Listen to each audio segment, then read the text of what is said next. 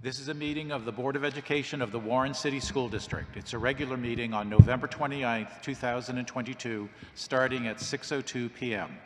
in Warren G. Harding High School cafetorium with live stream available at warrencityschools.org.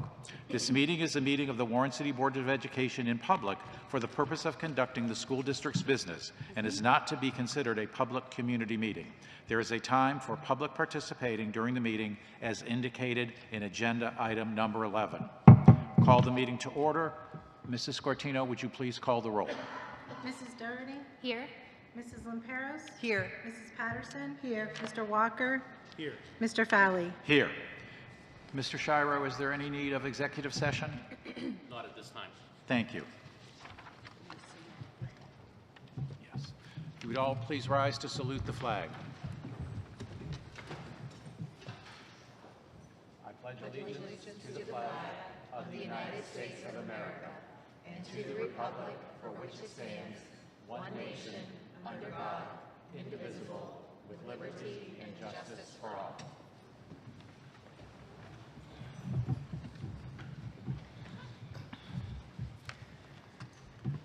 Mr. Shiro, any communications? Yes, I have a few communications this evening.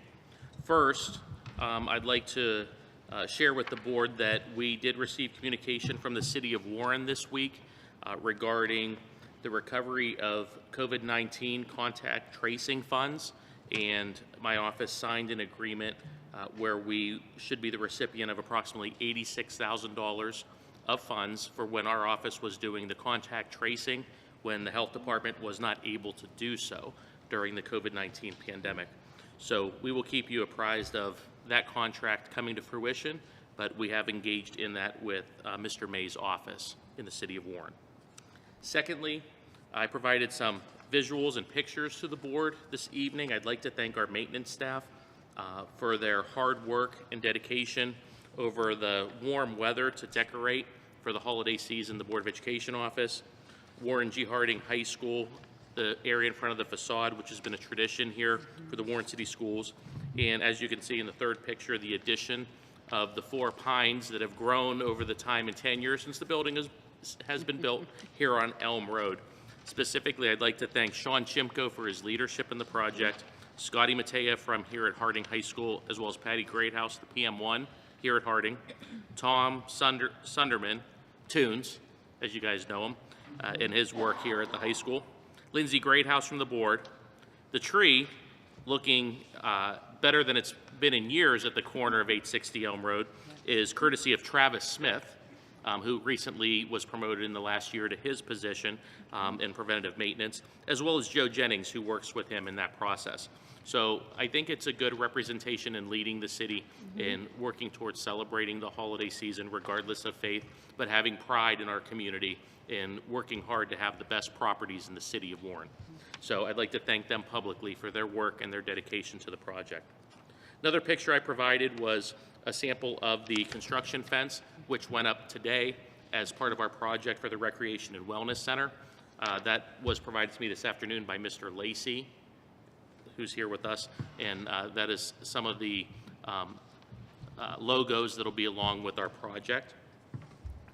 Next, I want to share with the Board of Education as well as the Warren City Schools educator community that this afternoon I emailed to the staff of the Warren City Schools a mini grant application from the Warren City Schools Foundation.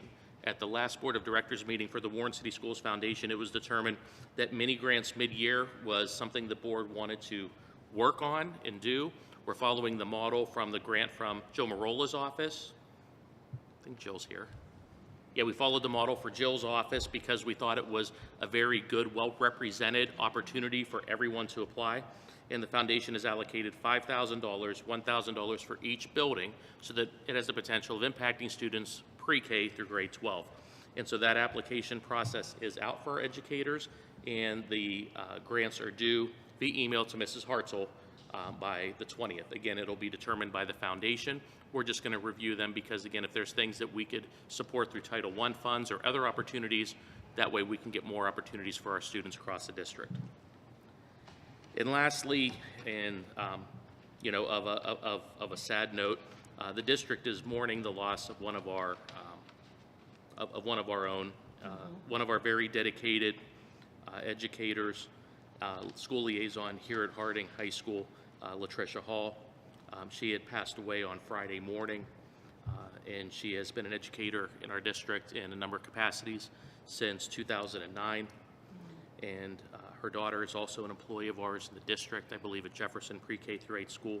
And, you know, I would ask that the Warren City Schools community joins us in keeping her family, her friends, and her colleagues in their thoughts during this very difficult and challenging time. She was an individual of extremely strong faith, child-oriented, and a really good person. That concludes my communications this evening. Thank you, Mr. Shiro. May I have a motion to adopt the agenda? So moved. Second. Mrs. Scortino, would you please call the roll? Yes. Mrs. Lamperos? Yes. Mrs. Patterson? Yes. Mr. Walker? Yes. Mrs. Doherty? Yes. Mr. Fowley? Yes.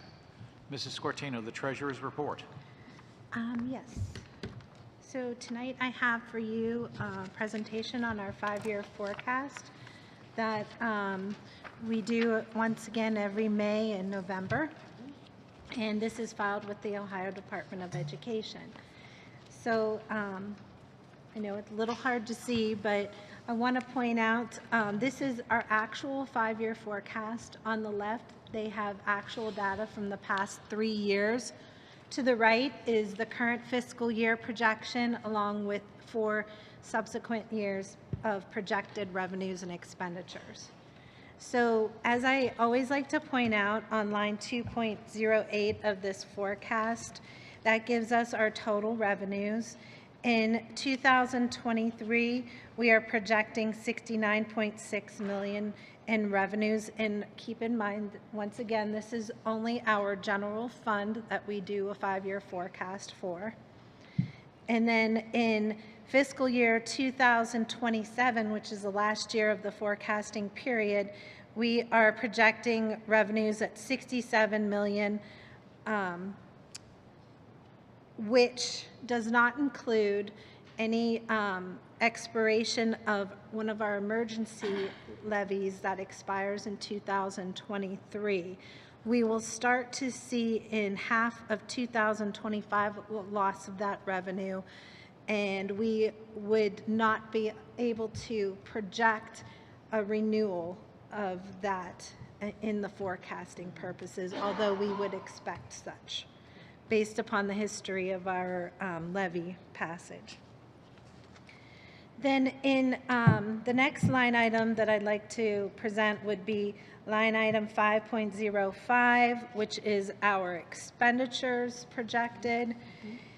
In 2023, we're projecting $66.7 million in expenditures.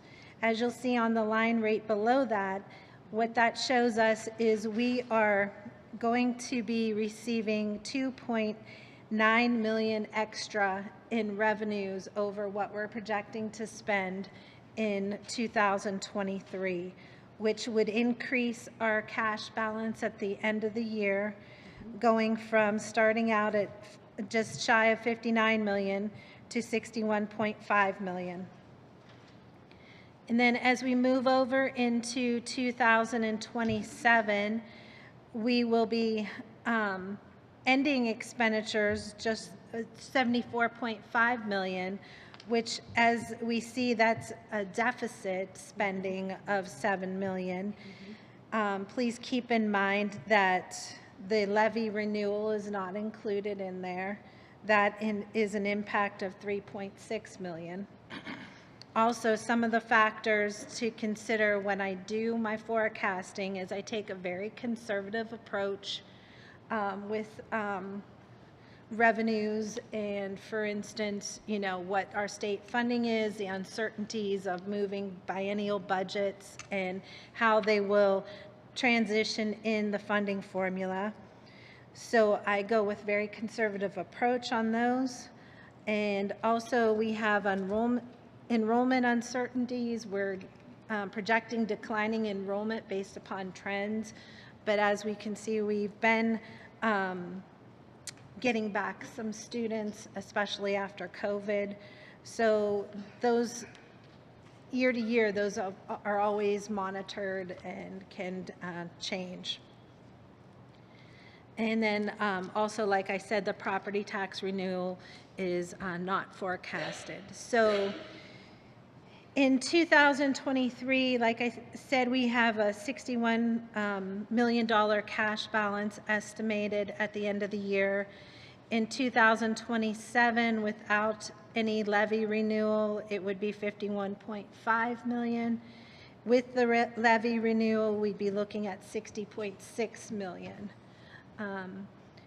Once again, that's a healthy balance, but we will have to continue to monitor as the years go by. It's, you know, it's always, as you get out into year 4 and 5 of a forecast, it's difficult to project what we're actually going to look like. And it typically looks a little bit worse. So. Okay, so then just to point out some statistical information here, the total general fund revenue sources, as you can see in red and purple, those are our state funding sources. In red is unrestricted grants and aid, which is made up of your base formula and your transportation, your preschool, your special education, your targeted assistance. And then in purple is restricted grants and aid, which is disadvantaged pupil impact aid, and also student success and wellness dollars are the major components of those. Those two items make up 74% of our total revenue. So that shows you an indicator of what we're heavily reliant on in terms of revenue coming from our state funding formula. In blue, you will see that we have a property tax revenues, and local property tax revenues make up, and they're also in orange and green here. Those make up 22% of our revenue. So those two combined, we're at 96% of our total revenue sources.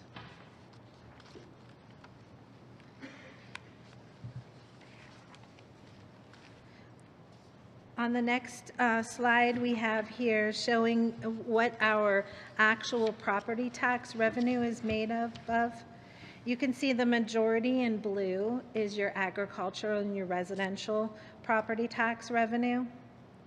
The amount in orange represents our public utility property tax.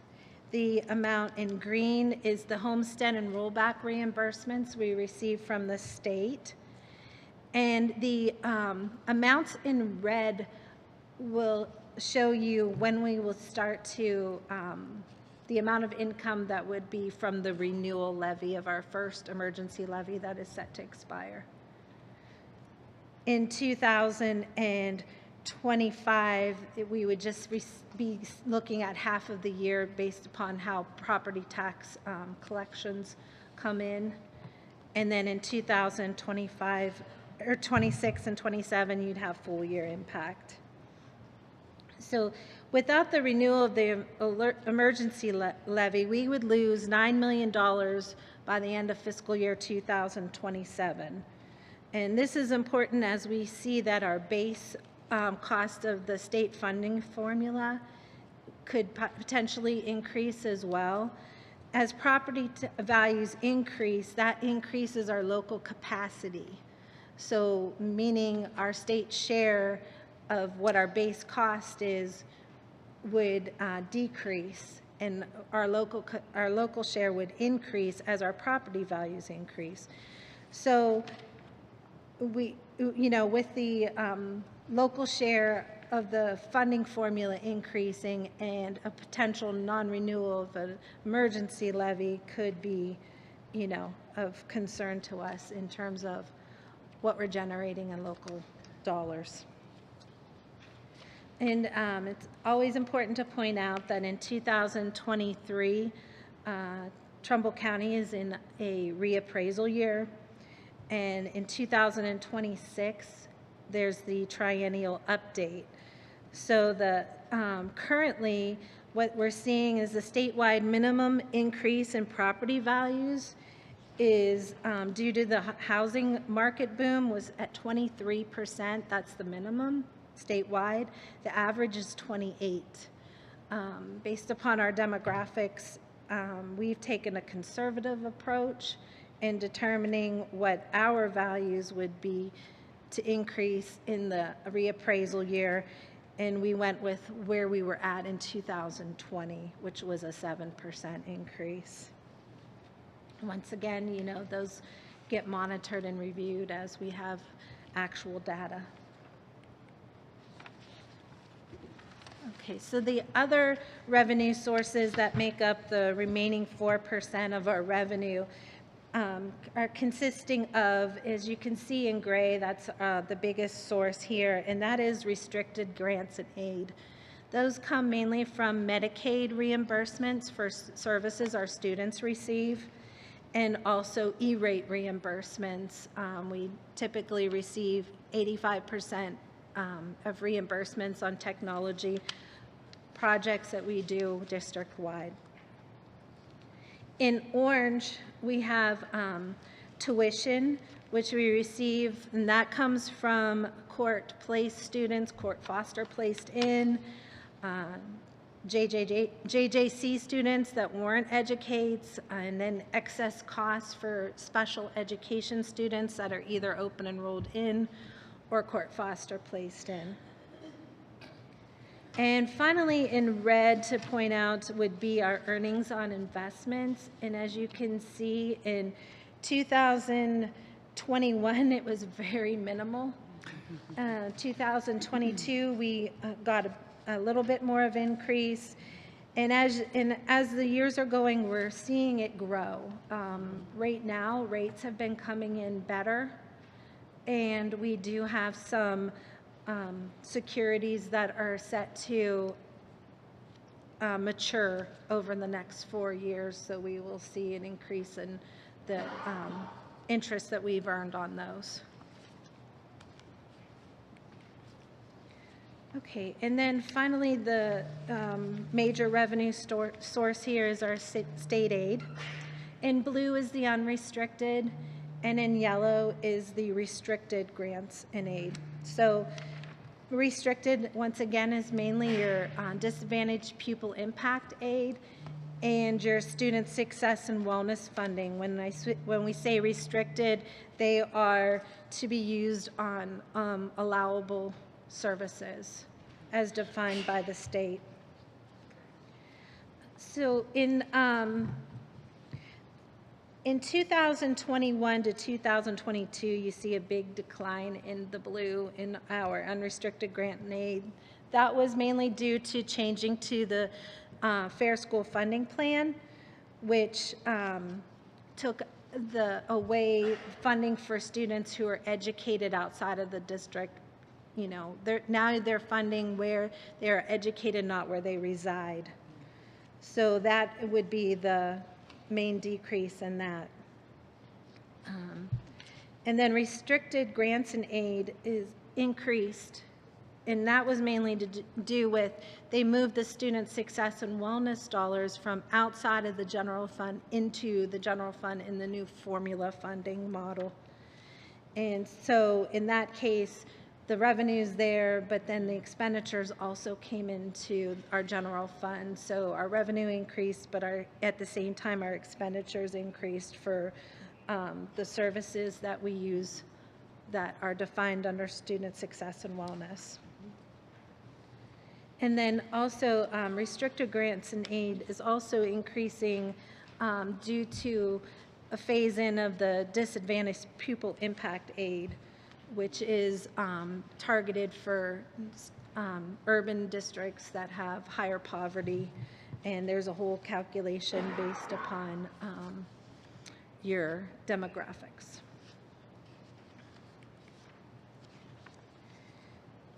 Okay, so in the school funding plan model, there is a base cost that is calculated and determined.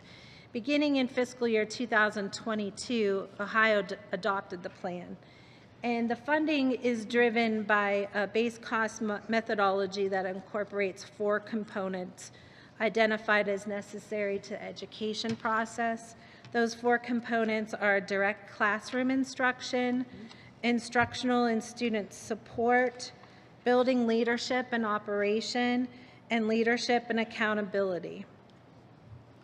So to the left, you can see in blue, that is your direct classroom instruction in terms of the percentage that is of the base cost formula. Then in green is your building leadership and operations. In the lighter blue is instructional and student support. And then in orange is direct leadership and accountability, or purple, sorry. Okay, and so of those base cost formula, you can see 78% of that goes to personnel. So a huge chunk of the base cost is based upon your personnel costs. And there's a breakdown of each of those components and how they fund you based upon student enrollment or certain building aspects. It's rather lengthy, but the one thing I like to point out in this base cost model is they are using 2018 average statewide salaries when determining the funding amount for those positions. There's, obviously no inflationary increases are included for the past 5 years. It's unrealistic to think that we're paying the same salaries and benefits that we were in 2018. So that's a shortfall to the funding formula. A big part of a driving factor of how much funding we receive is our enrollment. You can see here that we've had declining enrollment. I think earlier years, huge impact would have been due to Ed Choice and its expansion. In 2021, a big dip was due to COVID, which happened to most districts statewide. And then you can see in 2022, we did recover the enrollment numbers from COVID impact. One thing to point out is this is just K-12 enrollment because that's what our base formula is based upon. The enrollment for preschool is a separate calculation. So when you look at these numbers, these do not include our preschoolers. And our estimating of enrollment is based upon the averages of the over the years and excluding outliers such as 2021, which was heavily impacted because of COVID. On the next slide, what we have here is basically a comparison of how the funding formula is calculated for Warren compared to what we are actually receiving. So in the beginning, you'll see we have a per pupil base cost of $7,347 is in 2023 is what we are receiving per pupil. Well, is what the base cost is. What we are receiving from the state is 85% of that, and that is $6,253, and that is based upon local capacity determinations, which takes into consideration property values and your wealth, the average income of the population in your district. So then the next item to point out is our current enrollment of 4,372 for our K-12. And so that is the number of children that we are being funded for currently. Then On line F, you have the calculated fair school funding formula, and with all the factors added in, we should be receiving $41.1 million based upon the new funding formula. Below that shows you that what we are actually receiving, first of all, is based upon a guaranteed amount from what we received in 2020. So that was $39 million. And then they're taking the difference between what the formula is calculating of $41 million and what we are receiving of $39 million, and phasing in a percentage of that difference so to give you extra dollars towards what you should actually be receiving based upon the calculation. So currently in 2023, they are phasing in 33.33% of that difference. So in our case, we have a difference of 1.7 million, and we're getting 566,000 of that phased in the current year. So all in all, our calculated fair school funding formula is 41 million. We're receiving 40 million, which unphased amount of 1.1 million. In addition to the base funding, we get the disadvantaged pupil impact aid, which is a calculation separate from the base funding formula.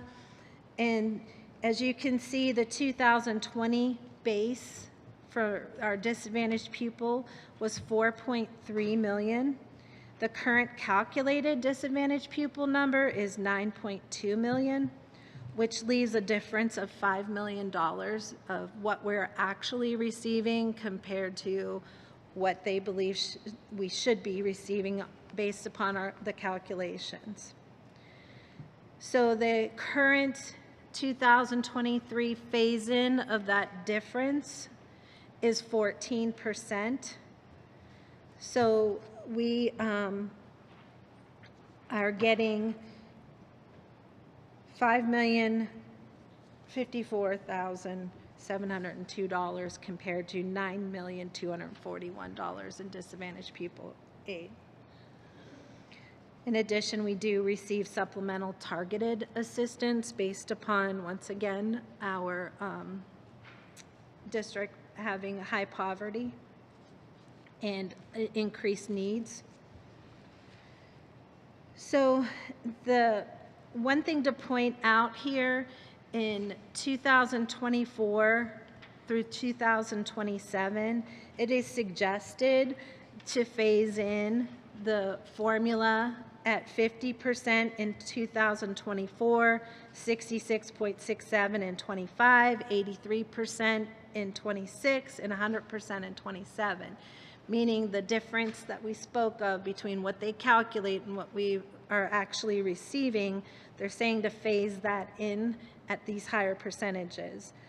I take a conservative approach, and I've stuck with the 33.3% in the base formula and 14% in DPIA, based upon factors of the actual what the state budget is going to be capable of. You know, this formula out there is great, but they're limited to increasing their line item appropriation for education, number one, and number two, with all the inflationary issues in the economy as it is, what kind of hit is the state budget going to be taking over in the next several years? So, and what we've seen over trends over the years is for them to guarantee us like at the prior biennial budget amount.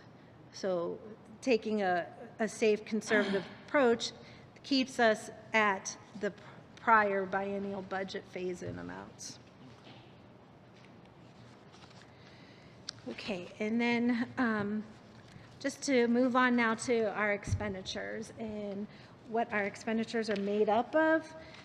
You can see from this graph, salaries and benefits make up 76.5% of your total expenses. Purchase services are at 13%, and those include your operating costs for the facilities, the contracted transportation that we do for special education needs, and other contracted services. One coming to mind that's usually larger is services with Trumbull County Educational Service Center that we do for special education. And then finally, the other 7.25%, that mainly is made up of our transfer out to our permanent improvement fund to support capital long-term plans that the district may need. And in 2023, we transferred out $4.1 million. Okay, and I wanted to point out in terms of salaries per group. In this diagram, you'll see in green, which is the majority of the salaries. That's your certificated regular salaries, which is your educational staff. In orange is your certificated administrative staff. And in red would be your classified staff, which is your secretarial, maintenance, food service. Well, actually not food service. I apologize. They're not in the general fund. And then in blue would be all other salaries, which would be substitutes and supplemental contracts that we have. So this is a good tool for us because now that the Fair School Funding Plan is calculating a base formula that is based upon number of students enrolled, and they give you a certain number of teachers per students enrolled and other positions. These are numbers that we can take a look at by category to compare where we are spending in comparison to how much dollars we are receiving. But in addition to the base formula, we have to take into consideration, categorical funding we receive for special education, preschool, disadvantaged pupils, student success and wellness. All of those other factors go towards the cost of educating a child. So we don't just compare the base funding, but all funding that we receive from the state.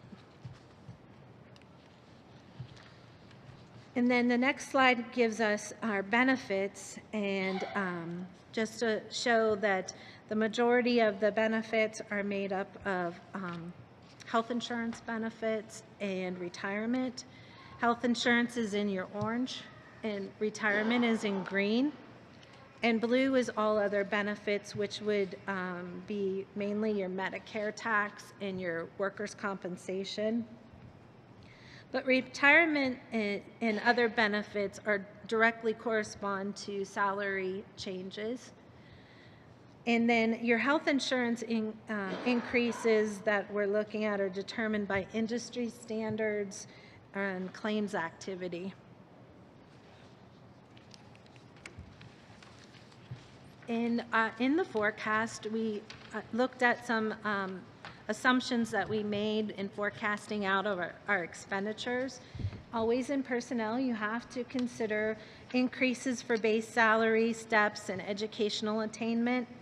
What we've seen is there's been some more step increases due to younger staff. Also in benefits, we have to correspond increases in retirement and Medicare and workers' compensation to the increases in salaries. We also had a self-insurance fund that had some cash buildup that we were paying our workers' compensation from in 2021 and 22 instead of paying it out of our general fund. Now that has been used up, so 23 through 27, we are moving those dollars back to our general fund, and that's about $365 annually. Due to claims history, we've got increases in premiums assumed, but they are not as high as they have been in the past. Premium holidays that existed in 2021 through 2023 are no longer being assumed in fiscal year 24 through 27. So that has created an increase in our benefits. But both sections are continuously monitored for new hires, retirees, resignations, anyone that is grant funded. We may lose a grant and they have to go to the general fund. So all of those movement factors are continuously monitored, and that's why in May we do another update, just in case those items change. And then finally, purchase services and supplies. We're seeing, some people are saying a 10% inflationary considerations. One of the factors in our purchase service and our operating costs for our utilities is we've gone through some measures such as LED lighting. We've updated through COVID dollars a lot of our HVAC, our boilers, to make them more efficient. So although we're seeing these inflationary increases, we're also on the other end of it seeing some savings due to making our facilities more efficient. So we're assuming a 5% increase in some of those costs annually. And supplies as well, we are assuming a 5% increase due to inflation. We'll have to monitor that and see, but at the same time, we've been able to use some grant dollars to purchase some supplies, so that's why the increase that we're assuming isn't as high. As we try our best to utilize our grant funding as much as possible for those needs. So finally, where do we go from here? Obviously, the biggest thing to consider is making sure we control deficit spending. What I mean by that is making sure our revenues exceed our expenditures. So in order to do that, we need to continue monitoring the state budget and the proposed funding formula and how that will be phased in.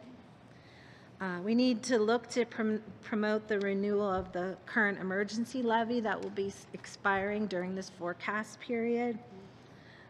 We need to focus on controlling expenditures while meeting the ever-increasing needs of our children. And, we continuously try to apply for grants and things to give us more revenues available to expend for those items that we need. And then continue to have a long-term capital improvement plan to set money aside for future needs. As we've seen, roofs go back, our buildings are beautiful, and, we've made some upgrades to them, but as time goes on, things happen. So we want to continue to be diligent in setting money aside for any capital needs that we would come across. And then finally, the enrollment drives our state funding. So we are seeing trends of students returning to the district. So we need to continue marketing our high caliber education and opportunities that are available to our children that far exceed those other that are available at other educational options. So, and that is it. I'd entertain any questions you may have, and this will be available on our website. Any questions or concerns from the board members? Okay, great. It's a good forecast. This whole report takes a long time, and the red ink is at the end is because of the inability to predict that the levies will be renewed. However, these levies have been on the books for 2 decades, and they have passed at the first election with an increasing plurality for the past 6 levies. So this is an excellent forecast. So thank you very much, Karen. You're welcome. Superintendents Report, Mr. Shiro.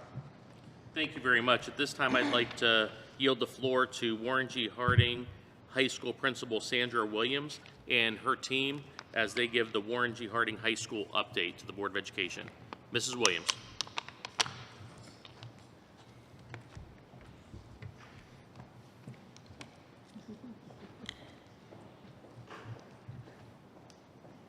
They're way behind you there.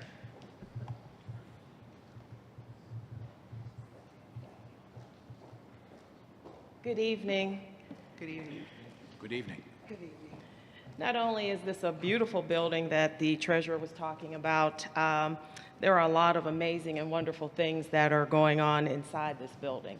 So this evening, we have the pleasure of highlighting some of those things to you and for you. We have a lot of things going on, and we decided this evening, as we promote our building and as we highlight and showcase our building, we wanted to make sure we focused on, maybe,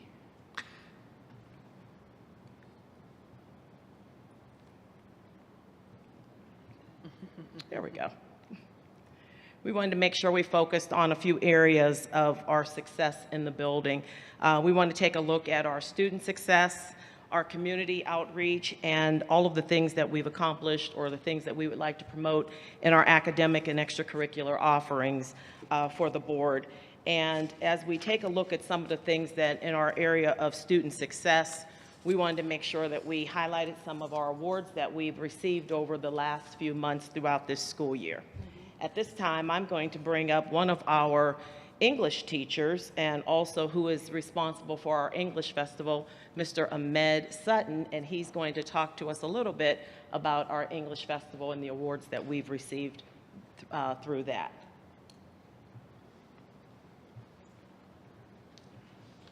All right, thank you, Ms. Williams. Good evening, everyone. Last year, we had an excellent English Festival. It was my first year advising the English Festival, and it was just a great experience for me and the students. We saw a tremendous increase in our participation. I was told from prior years, so we had 50 students participate last year, so we were able to fill up all the slots for both days that the students participated in April of last year. I wanted to take this opportunity to kind of highlight some of the awards that our students won. Our students did a great job of representing our school. They showed up, they behaved well, they participated well, and they won a lot of awards. So I want to recognize a few of those students.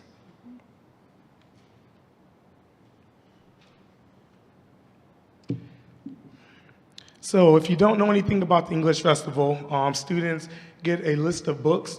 There's a 7 through 9 book list, and then there's also a 10 through 12 book list for the students.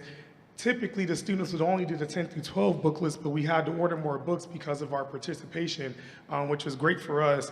In any case, when the students go to the festival, they're able to participate in a few different competitions. These include writing competitions, competitions involving art and performance. And so one of our students who won in one of the writing competitions, 4th place, Brian Angel. Another student won 1st place, their team, Emily Barrickman. Brenna Bittner won honorable mention in one of the writing game competitions. Janiyah Carnathan won honorable mention in one of the writing competitions. Denise,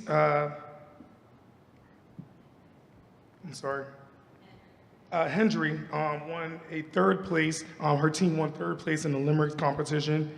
Yudi Elise Navarro won 1st place. Her team won 1st place in the Limericks competition. Dylan Smith won 8th place in the impromptu essay. Iris Souza won 2nd place, their team in the Limericks competition. Rose Strother won 6th place in the impromptu essay contest. And Courtney Wilcox won 3rd place in the Limericks competition, her team. So I'd like to take a moment to recognize a particularly accomplished student at this event, Sophie Gardner, because she won many awards, but she also won the top award, which is actually part of the namesake of the competition. Professor Thomas Gay and Dr. Carol Gay started this English Festival to honor the memory of their daughter who died of cancer at the age of 13. And so Sophie Gardner took home the first place prize for entering an essay. This is a pre-festival competition that she entered into, so there are hundreds upon hundreds of essays, and one of our students took home the first prize. So congratulations to her for that. Sophie Gardner also won first place in the impromptu essay contest and second place for her team contest. So I see on the screen there are a few pictures. I'm happy that my co-advisor, Ms. Mary Jo Pardee, who's not here tonight, but would have loved to come, took some great pictures to share with you all.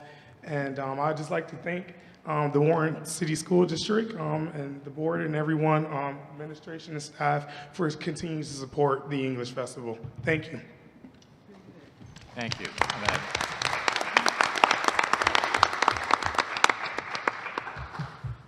Thank you, Mr. Sutton.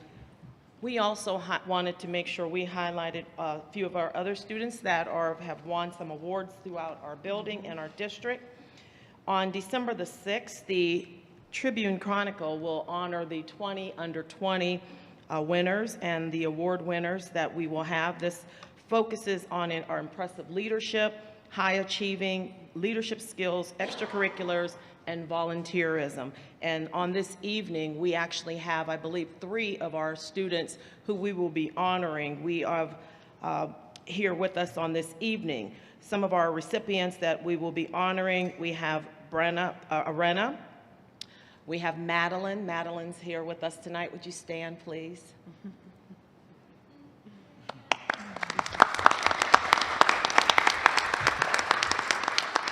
Chloe will be honored as well as one of our 20 under 20. Mia is here as well. Our other students could not be here on this evening because they are participating in extracurricular activities for Warren G. Harding High School. So that is something that we can also be very proud of. But on December the 6th, these fine young ladies will represent us very well, and we are very proud of you on this evening and as we move forward throughout the school year. Thank you for representing us very well.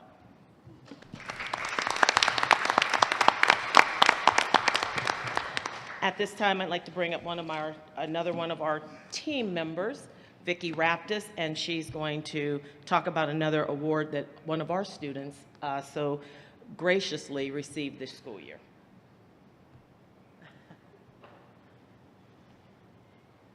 Good evening. Good evening. I have been given the wonderful pleasure of introducing you to an extraordinary young man we are educating here at Warren G, Senior Zaire Bush.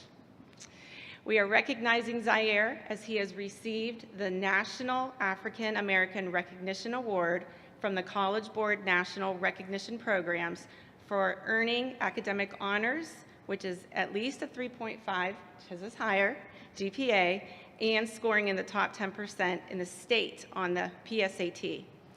Zaire applied for this honor as a junior and found out in late summer of this year that he won this recognition. This award will support Zaire as he applies for colleges and scholarships, giving him an edge to be a standout during his application processes. After high school, Zaire hopes to study information systems at a college or university in order to gain a supervisor's position in a tech company, and he's hoping out west. Currently, and I did ask and he gave me permission, he continues to lead in our classroom with an overall 3.88 GPA, which includes his AP coursework, and he enjoys our CBI program in which he attends school in the morning and then leaves at half day to go home and go to work. Yay. So please join me in congratulating our wonderful senior, Zaire Bush.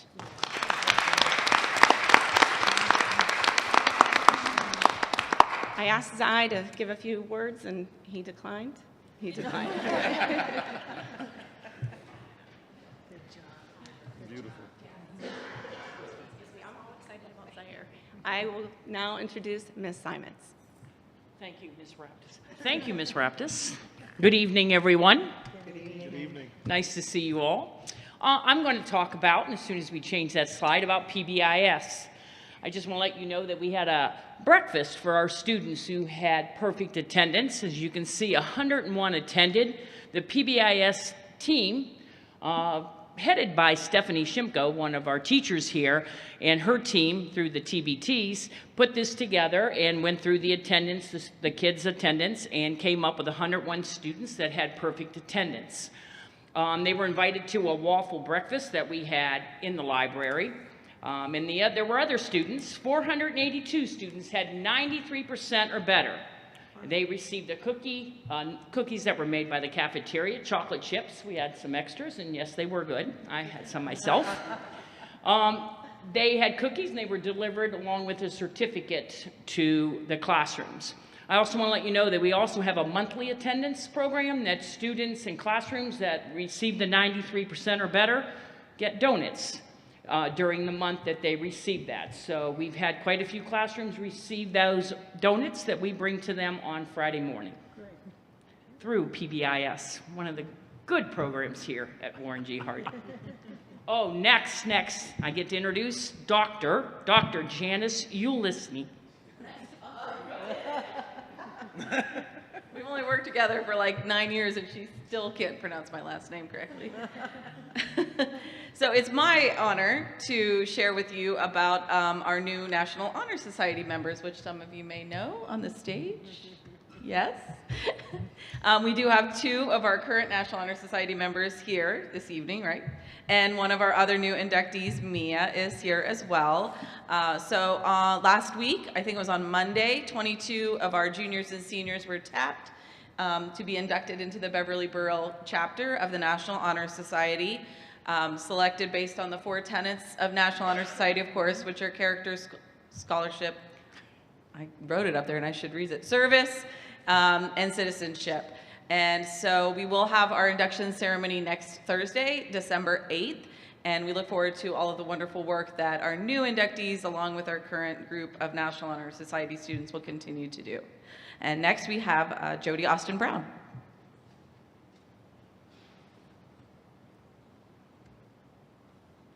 Good evening.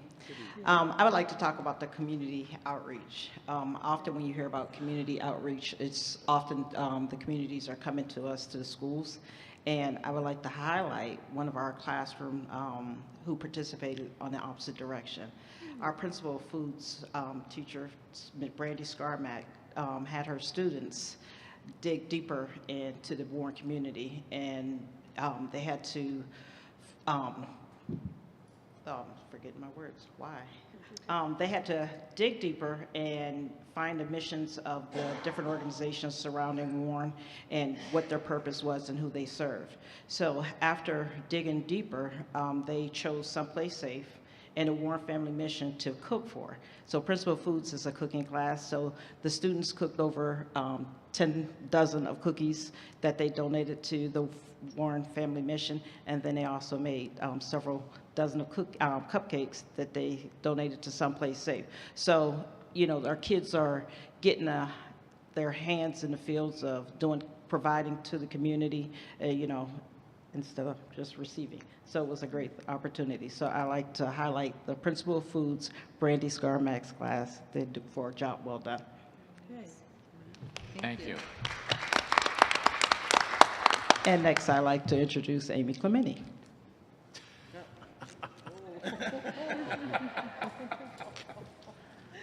Hi, good evening. I get the privilege of highlighting Harding Special Education Department's community partnerships. For the past 3.5 years, we have been working alongside Goodwill Thrift Shop on Elm Road. We currently have 15 students that go throughout the week. We have a morning shift and an afternoon shift. They're comprised of juniors, seniors, and grade 23s. These students are transported to the work site by our Warren City School purchased vans and our Warren City staff that has been licensed to drive those vans to get them there safely. While the students are there, they sort clothes, hang them, fold them, they stock shelves, they price items. While they're there, they're wearing Warren City logoed uniforms, so you can identify them. So we're excited about that. I would also like to note that one of those employees you'll notice is being interviewed. This happened right before Thanksgiving, and we just found out they were hired. So they will be a paid employee on the weekends at Goodwill. Good job. New this year, we have placed some students individually in some partnerships. We have a female senior who wanted to go into cosmetology. We found her a placement at Be Beautiful Spa and Nails. It's a locally owned and an alumni. The student started in October with a job coach. The student now no longer needs a job coach. We take her there and spot check, and she is working wonderfully with them. We also have a male senior working on social skills and building his independence. We placed him at All American Cards and Comics, which is on the square. The student is still utilizing a job coach, but we are starting to fade, and we soon will see him working independently at that job. We'd also like you to know that our freshmen and sophomores are building those skills, jobs in the house. So we do things like housekeeping, collecting recycling, stocking the pantry, filling orders, doing the towels for the swim program here. So we are grateful for the support that we have gotten from the board and the transportation, the training, and we're looking forward to more community partnerships in the future. Very good. Thank you, Amy. I'd like to introduce Mr. Caputo.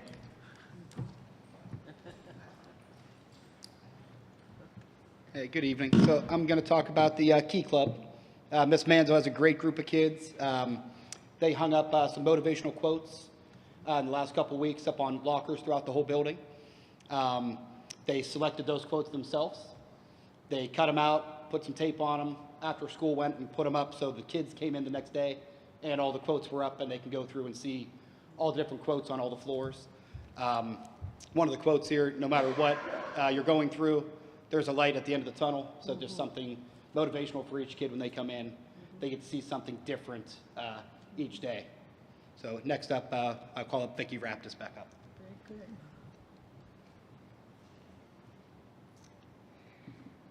So I'm going to talk to you a little bit about Vidal Brown. He is a senior here at Warren G. Harding. He has been a student of the Warren City Schools since, I'd say, age 3, where he entered Lincoln pre-K through 8 until he came here to Harding for his 9th through 12th grade years. Vidal was stricken with cancer that he is currently fighting.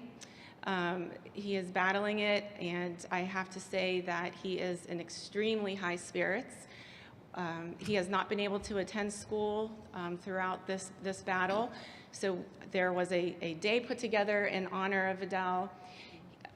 He is a huge Cleveland Browns fan, and this is my first year at Harding, but I have learned that he has earned the title as Little Capers or Mr. President, as he very frequently wore, if not every day, a tie of some sort, be it a bow tie or a regular tie.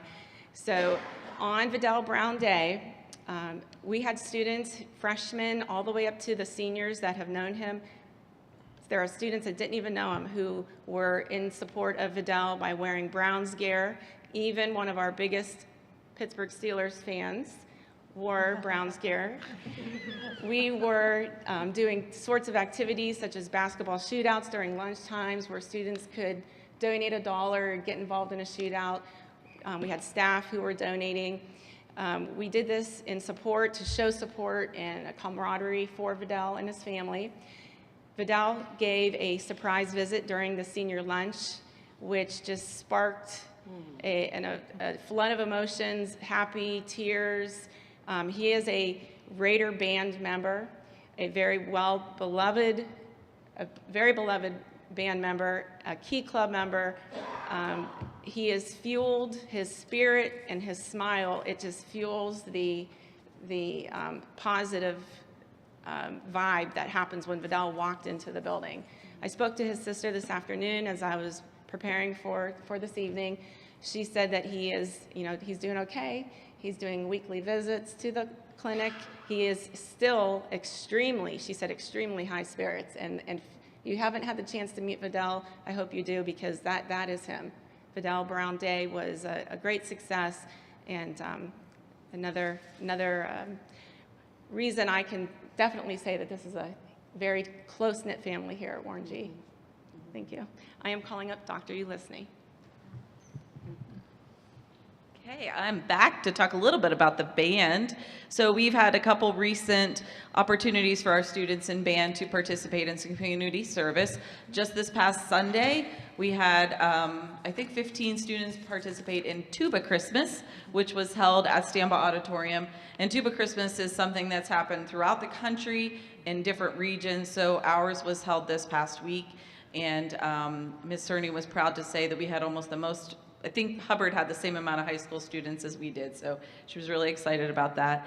And then we also had students participate in Honors Band for the OMEA District 5, and so they're pictured there: Kaylee Abel, Emma Adams, Brooklyn Brown, Christopher Cox, Najee Glover, Michaela Eisenberg, and John Waldman were the members of our band who were selected to participate in that event. So great job to our band as they continue to represent us in a variety of community service options. And next I'll call up Miss Williams again.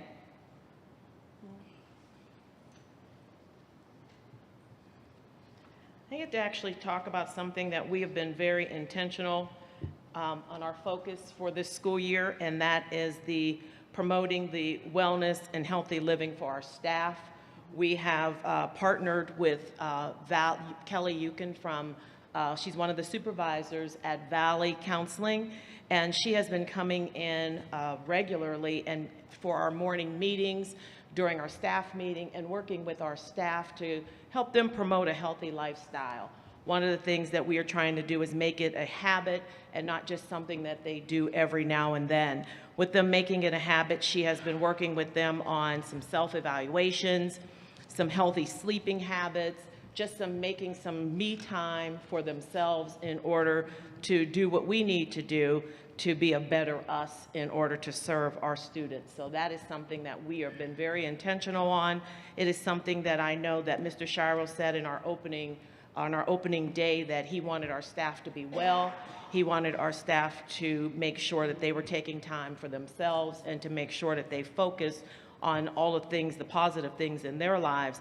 And through this, we have actually reached out for additional resources with Valley Counseling in order to make sure that they are here on a regular basis to meet the needs of our staff, because we definitely want to make sure that throughout this entire year that wellness is something that we really definitely focus on. So it has been really good. I think our staff has been really receptive of it, and I think it is something that they have wanted for a long time, and we are just very pleased and proud that we were able to deliver that for them and to hear them when they were speaking to us.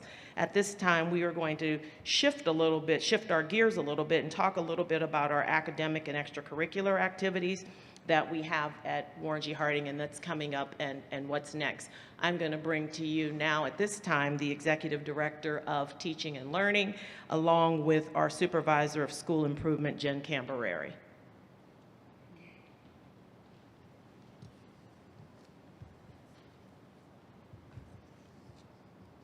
Good evening. I'm here on behalf of what's in the board agenda tonight. On page 20 is a proposal and a resolution for new courses at Warren G. Harding High School that they will talk about in a minute, that they brought forth. They started this discussion last year, and this is all about expanding opportunities for students. You have exhibits that explain the courses. The financial literacy is a must. That is something we need to address.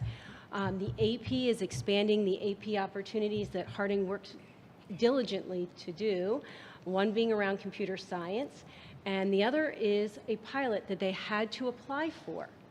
So I guess I'll let you give the good news.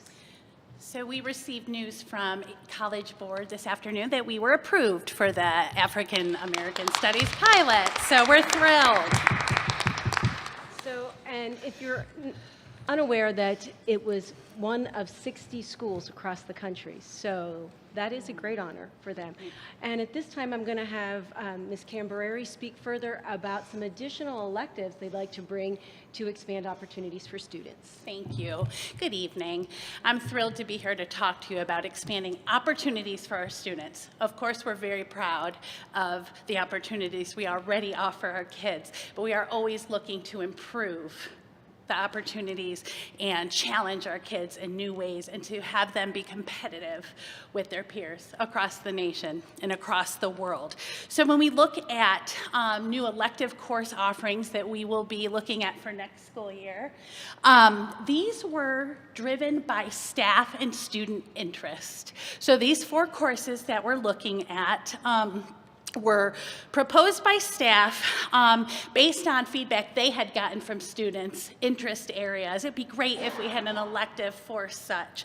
So in another lens, through the administrative lens, we also look at how we can maximize staffing to make sure that we have staff available in the schedule to offer these courses. So that's another driver in the specific courses that were chosen. And again, this is really about continuing to build relevant and engaging experiences for our students.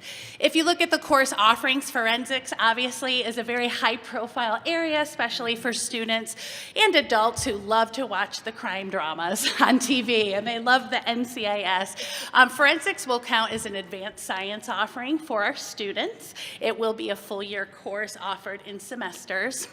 We have creative writing and mythology, which are literacy-based. So those were a very high interest area for students as well. And then history versus Hollywood is a course linked to social studies to have students really work on critical thinking and analysis and comparing the true historical data to the way that the media portrays and different groups of people. So we're very excited about these courses, and I know that upon approval, if granted, we're looking forward to offer these to kids next school year. So I am going to actually stay in place because I get to continue. So if you would, Ms. Williams, with the slide, please.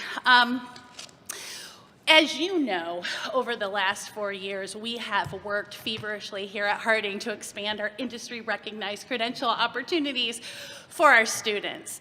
And we're at an exciting place because we've already established some wonderful credentials that students are really interested in taking advantage of, but we're also looking, of course, to continually expand and work with community partnerships to provide our kids more opportunities. So I thought I would highlight just a few things we're really excited about. In our wood shop, and we have a construction pre-apprenticeship sequence of classes. So students have the opportunity to take our Foundations of Manufacturing course, Woodworking Level 1, and Advanced Woodworking. And upon successful completion of the project books linked to those 3 courses, the students earn a 12-point construction pre-apprenticeship that can very easily translate to the working world upon graduation. And we do, as part of this course, have union members visit, tradespeople visit to talk to the kids about how this translates to careers after graduation, and also what opportunities kids have with that pre-apprenticeship. So we're very excited about that. You can see in one of the pictures, as part of the advanced woodworking classes, the students build half a house from the foundation, the siding, roofing, windows, doors, electrical, and plumbing. So it's pretty exciting. They start with the toolboxes, you can see in the one picture, and then by the end of advanced, they really have moved along. So it's a wonderful program. We're excited about that. Next, we have a new pilot partnership this year. We are with Youngstown State University and the Excellence Training Center. And actually, our young man, Zaire Bush, that we talked about earlier, who's interested in information technology, is one of the students piloting this program this year. This program allows kids who are interested in advanced manufacturing, engineering, and IT the opportunity to do the computer-based work here at Harding, but then to go down down to the Excellence Training Center to work with the hands-on robotics, the FANUC robots, the engineering equipment that schools just can't afford to purchase, nor can we house because of the sheer size of the equipment. It's a very, very exciting facility. We took a group of kids there to tour on Manufacturing Day back in October. And these 4 students, 3 are seniors, 1 is a junior. They are going to do this program this year, and we're wishing them a lot of success, and we look forward to a possible continuation in the future. And then finally, just to highlight, you can see we're very busy here when we talk about industry recognized credential, but it's all for purpose and it's all good for our kids. So we have incorporated some opportunities for students to earn industry recognized credentials through their 4 years at Harding, because it's good for all of them. So for instance, the greatest example of that is our Student Leadership Excellence Program, which students take in their freshman advisory class. It's all about collaboration, leadership, critical thinking, and service in your community. So students come up with a project. CPR is embedded in our health class, of course, and we have a program for students interested in retail industry fundamentals and customer service. That's a great fit for a lot of our students who are already working and have jobs. We have had students earn raises in the community at Dunkin' Donuts, at Taco Bell, after completing this course, because again, it's industry recognized. We have our entrepreneurship and small business IRC. Mr. Mock is here, and he's been working on that emerging program. Our Microsoft Office, and we have our new pre-apprenticeship for hospitality and tourism for cook and room attendant housekeeper. And that's for students that are interested in working here in Warren City Schools in our cafeteria and food service, in our custodial and maintenance department. This is exciting work. Suzette Jackson did the heavy lifting of this work, and we're very proud. It's huge. So we're in the process now at Warren G. Harding of starting to have kids start the application process, which will mirror the process that they would use when applying for any job in terms of application, letters of reference, interviews, and so on. So we're very excited. And what's next? Because again, we're very busy, the work never stops. We're gonna look at the expansion of our engineering and robotics industry recognized credential offerings. Of course, we're very excited for the Wellness Center to get completed so we can have that student-run bistro for hospitality management. And we are going to work to continue relationships and programs with our community partners. That's important for our kids to be connected to their home community, to Trumbull County. So that's the work. And again, like others have said before me, we're very thankful for your support. We really appreciate it. So thank you. Thank you. Ms. Williams will be up to close. Finally, we want to talk about something that is very exciting coming to Warren G. Harding High School and to Warren City Schools, and that is our esports. One of the things that these things are trending, and we are trying to make sure that we meet the needs of all the students in our building, and that we actually attract possibly a different population of students to actually participate on a sports team. So we are very excited. Over 150 students have already shown interest in joining our esports team, whether it's our JV team or our varsity team. We are hopefully going to launch this in the spring.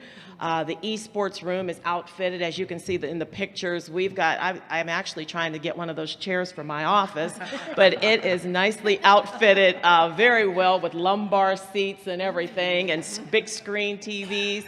And all of these things are taking place right here in this building. And our esports room is ready for competition.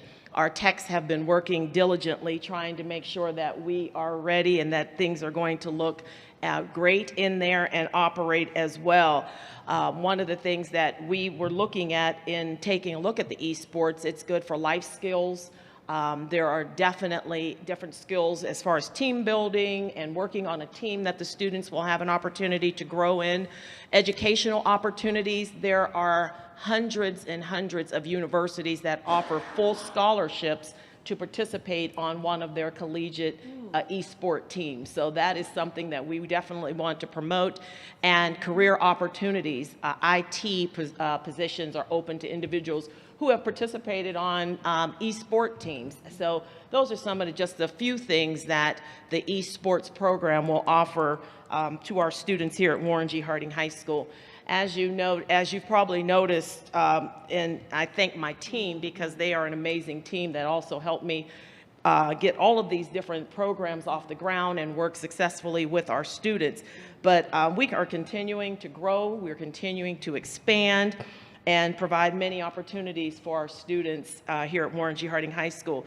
This was just a snapshot of all the amazing and wonderful things that are going on here. And as you can see, with the excitement of the admin team, we are just really proud of this place. And we can spend all night bragging, but we're going to leave the microphone and leave the stage at this time, and we're going to turn it back over to all the powers that be.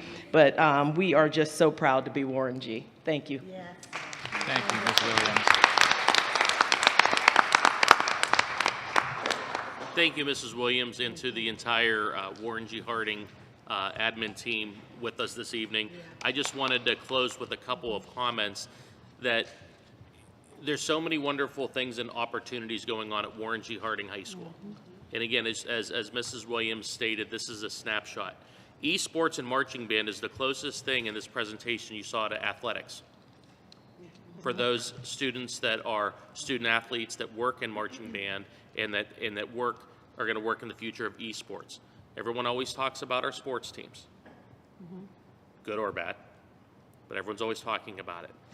This was really a deep dive into all the good things, academic and culturally, in the school setting here at Warren G. Harding High School, and you have to be commended for that. Yes. I remember having many conversations with Mr. Capers over the years because it used to get under my skin when we would say Warren G. Harding High School is a place of opportunity for those students that choose to take advantage of it.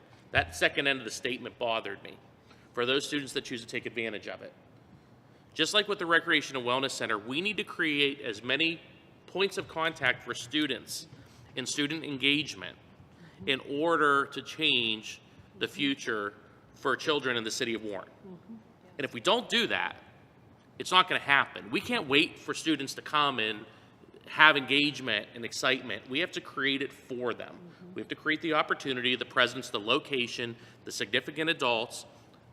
I think I said motivation, but I'll say it again, the motivation. Those pieces are all critical for the development of our children in the city of Warren, as well as the society that we have going on here. So I commend you guys for your hard work in what you put together for students every day. Not the presentation, it was great, but for what you do. Your action is what matters. Too many times, it's the 3% or the 5% that gets the headline of what goes on.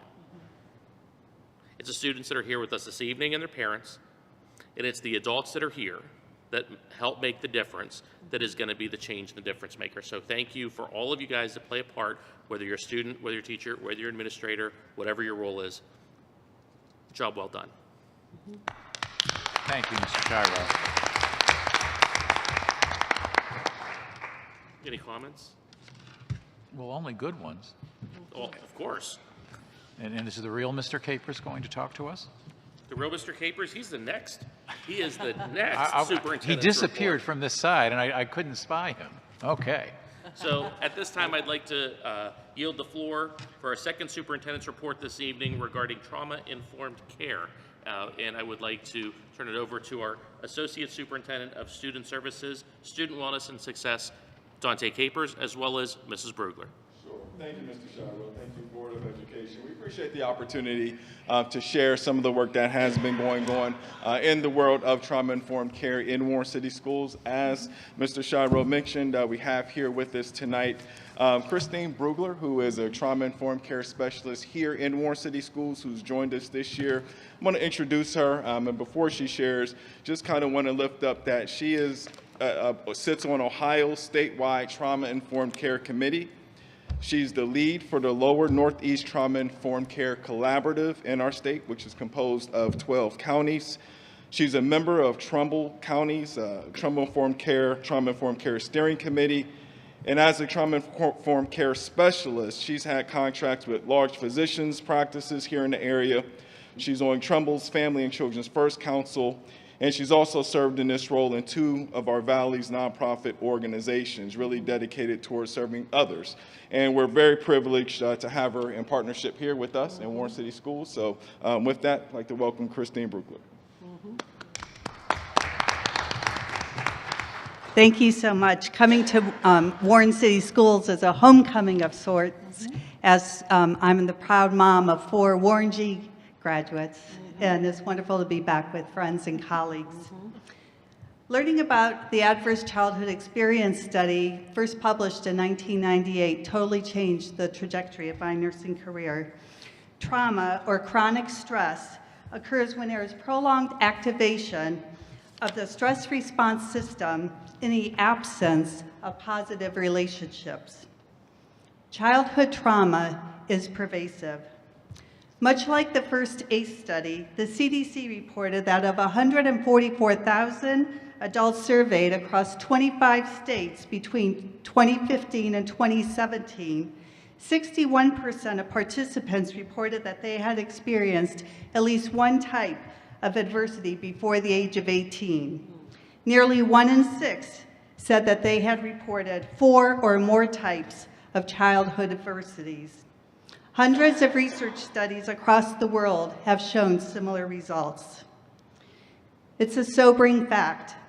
The CDC reports that 5 out of the 10 leading causes of deaths for adults can be directly related to childhood trauma. Trauma impacts the ability to function, especially at school. Here's the good news. Although we can't control what happens to our students outside of school, we can be intentional with what happens when they're here in school. And that is why a trauma-informed approach is so important. Thank you for that introduction with that, and recognizing the prevalence of trauma, but not just that, the fact that, as Christine mentioned, that there are things that can be done to sort of mitigate the negative impacts of trauma. The state of Ohio is kind of taking the lead to roll out a framework to help schools to move in a trauma-informed way, in a trauma-informed manner. Some of these resources are available on the website to the Board of Education members. There's a few documents there that sort of outlines this. And again, the state provides a framework that sort of guides schools in addressing this. And this is something that we're using beginning this year to really begin to guide our work as it relates to trauma-informed care and to sort of guide us on our journey here.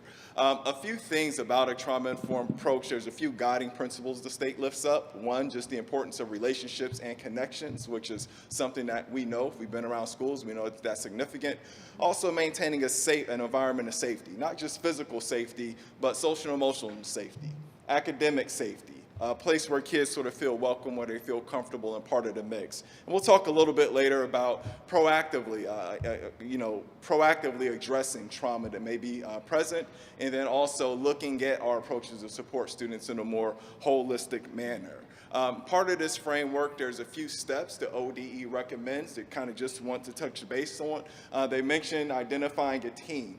So that really kind of speaks to pulling together core people and equipping them to do this work. The fact that they talk about building upon community partnerships, that sort of signals that this work is bigger than just us, right? It's bigger than just the district. It's bigger than just the adults here. Ongoing professional development, that it's not about a one-off PD. It's not about a set of strategies or things that you can kind of do in isolation to sort of fix kids or address this, but it's about ongoing professional growth. Being willing to sort of look at and examine some of our current practices, meeting kids where they are when we talk about providing academic and non-academic supports. That means meeting our kids where they are, just as Mr. Shiro said, and then sort of supporting them to get to that expectation that we set for them. And then embedding SEL in our learning activities, which just speaks to us as the adults, as our way of being, and those actions and those behaviors that we want to see with our students as they interact with each other, and again, with our adults as well. So that's the state's framework. That's what we're following. Chris is going to give us a little bit more information about what's happened so far this year, and then also looking forward. With the support and collaboration of administration, we've been intentionally building capacity to ultimately become a trauma-invested school district.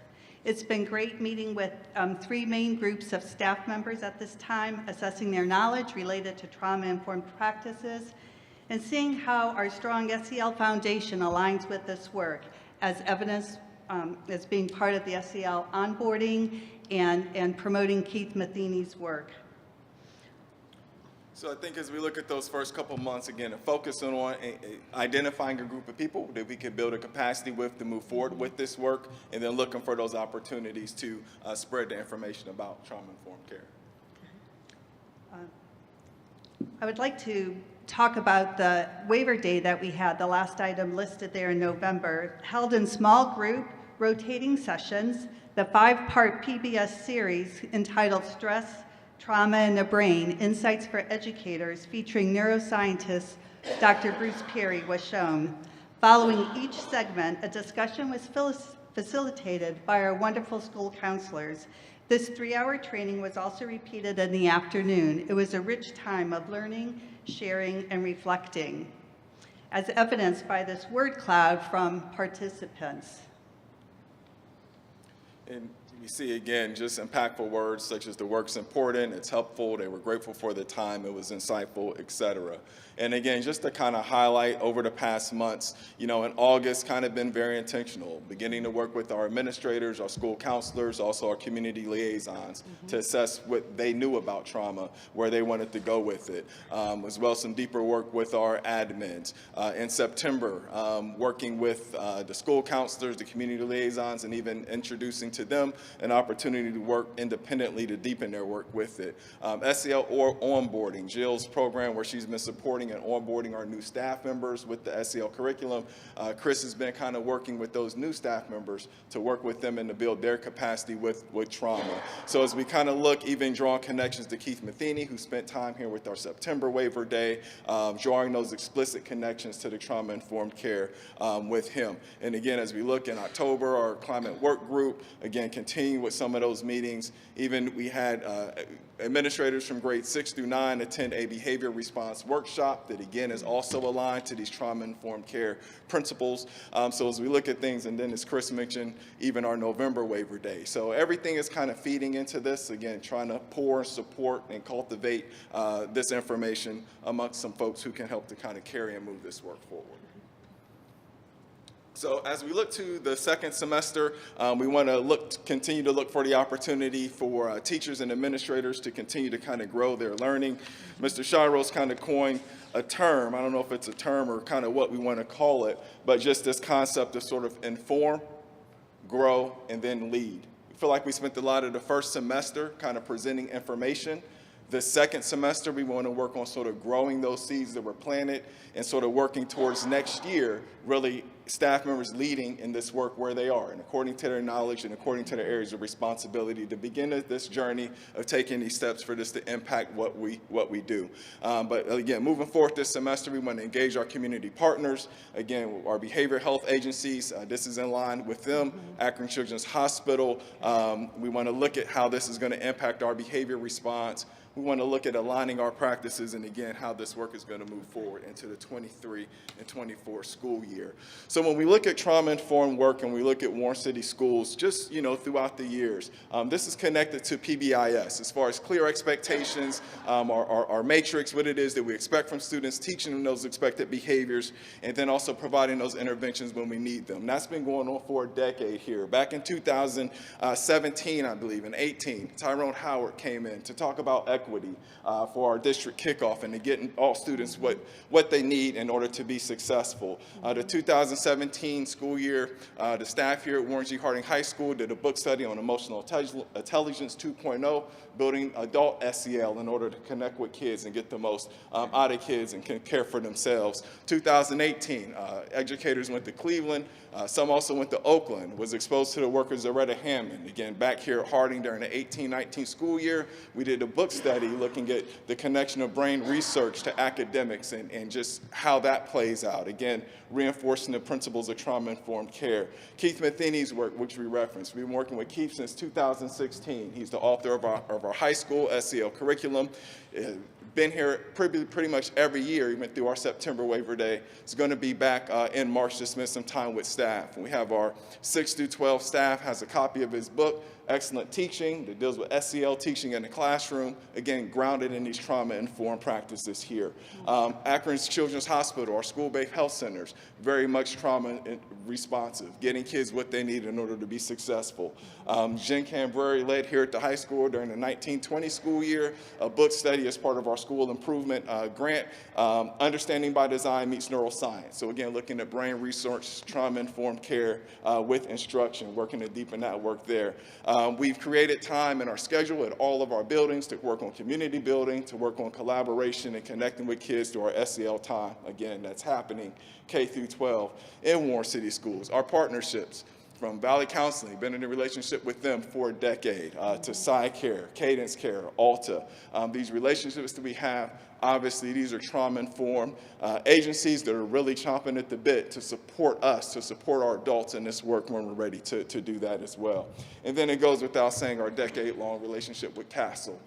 That's the foundation of this trauma-informed work. And this is just the direct stuff. This doesn't even touch on the grief workshop that's been going on at Jefferson for what, about 10 years. It doesn't touch or mention the work of our Raider Pantries that's been going on, our partnerships with the United Way, and all these great things that are going on to really connect with our kids. Surveying our students and staff and checking in on their wellness, such as Harding even mentioned tonight. So what I really want to sort of drive home with this slide is that this isn't new work. This isn't anything new. This isn't something sort of off the cuff or novel, but it's really a reiteration. It's a deepening. It's an intentionality of work and practices that have been going on in Warren City Schools for a decade, if not longer. It really reflects who we are as a district and the values that a lot of our adults hold. Looking at trauma-informed care is just going to give us a deeper level of intentionality and alignment as we move forward with this work there. So to go back to some of the state's framework and their goals, again, proactively addressing trauma. One thing, we do a really good job with all those supports that we have to sort of triage an issue when it happens, when a kid or a family's in trouble. We sort of move those resources, we'll have a meeting, and we'll meet that need. Proactively addressing trauma through trauma-informed care means that we're going to satisfy that need before it's time for a triage. Our ways of being, our practices that we have is going to kind of catch that kid, identify that need before it hits a crisis point. Also a holistic lens to explore the domains of student growth, development, and learning. So again, taking those pieces, putting them in a holistic framework to address it in a very intentional way with that. Bottom line is the impact of trauma-informed care and brain research. It impacts SEL, which we value. It impacts student engagement, impacts academics, behavior, staff wellness, and our collective wellness. Being trauma-informed is not a practice that staff have to fit on a plate that's already full. Rather, this approach, which includes the awareness of childhood trauma, as well as understanding intentional practices rooted in safety and relationship to mitigate the effects of trauma, will direct our every action. Trauma-informed care is the plate. So again, not another thing on a plate, but it's that plate that holds our teaching, our SEL, PBIS, everything that's going on. So, thank you, Chris. Thank you. Thank you very much. Mr. Capers, before you exit, can you do me a favor? It looks like, is Frank taking that down already? Yes. Someone taking it down magically, Frank? Can you go back 3 slides? Maybe 4, I think 3. One more. One more, Frank. One more. No. Higher. Lower. Keep going, Frank. All right, hold on, Frank. Oh, there you go. Okay, so this is it. So this is the piece that, if you look at it, is showing where we've been over the decade. And this didn't start, this is my 9th year here, this started before me. This work started with Mr. Notar as your superintendent, and he brought in Valley Counseling for additional support for our kids, and he started going deeper with the work with Jill and Castle. And we had continued to grow that work when and where we believe the time is right. Like Dante, where did we meet Keith Matheny? Do you remember? And if you've been on the board for a while, when we were doing school visits before COVID, what happens when I'm on my way back from a school visit? I send you a long email about what I just saw and experienced on a Castle school visit, and it's all emotional and it's all hitting. This is amazing. This is the greatest thing. Whether we were in Oakland or Sacramento or Reno or in Washoe or Atlanta, wherever we were working with our work groups in Castle, we met folks like Keith Matheny. We heard from Zaretta Hammond, and we brought this work back. Former board member Faulkner always advised me, you need to get out of this area and get away and bring a few things back. And I've remembered that, and that stuck with me over the years. And that's how we have been able to put so much of this together and bring it to our area. Trumbull County Educational Service Center's plan through a major grant they wrote is using Keith Matheny, who they found from us, Amy Dean, who did work with us. I mean, we can go on and on in the areas. They're diving in mathematics, which is struggling throughout the state academically and the nation. But we are not only in alignment with the work, I hope you see from tonight, we're leading the work. And the trauma-informed care, we're taking it to another level. And pretty soon they're going to be asking, Mrs. Brugler, can you come to our school and can you do the work that you are doing in Warren? Because our staff needs this as well. And how do we do what's going on? We're seeing the trends of society a tad before others. And we have been continuously driving this work before Ohio's PBIS network. We were digging into the work of Castle. We were digging into the importance because it was valuable to children, relationships, and the work that we're doing. So again, just like I commend the Warren G. Harding staff, we have some of the most dedicated folks in the Warren City Schools leading this work and having a plan and sticking to it. Like Ty Howard was from Model Schools Conference. And we did a reach and brought him here because we wanted him to speak on the topic of equity. And we wanted to challenge the thoughts of individuals within Warren City Schools and the city of Warren. And it's done us well. And I, just like I said, I cannot commend you all enough because this is just an experience of the great things and tying it all together. And I want to thank the board very much for giving the faith in us to pull this off, whether it's expanding positions, bringing people in, expanding the team at Harding, because I came to you and said, we need to do this. Thank you for having the trust and the faith to allowing us to do what we need to do so we can take care of children in the city of Warren. It's been critical, and without you, if we had another board, if we had other opinions or other positions, we may not be able to do the things we have been able to pull off and have the direction of where we're going. And thank you guys for the crosswalk and all the work. So thank you everyone across all departments for everything you're doing. And again, when we look at the Recreation and Wellness Center, it's just another piece for our students that ties everything back in to have the very best for children that deserve it. So thank you guys. If there's any comments or questions from the board. Any questions or comments from the other board members? Well, as a comment, I'm excited. I like everything I see from both presentations, the Harding administrative team and Ms. Williams and your team. Dante, Ms. Brugler, this is exciting. This is good. It's nice to be on the leading edge of these things. Trauma-informed care is something I worked with as a social services worker for some time. So having that mind frame in place with our staff as they're working, all the academic things we have going on, all of the activities, all of the engagement. To put it bluntly, this is why me and my wife came back to Warren for this right here. So kudos.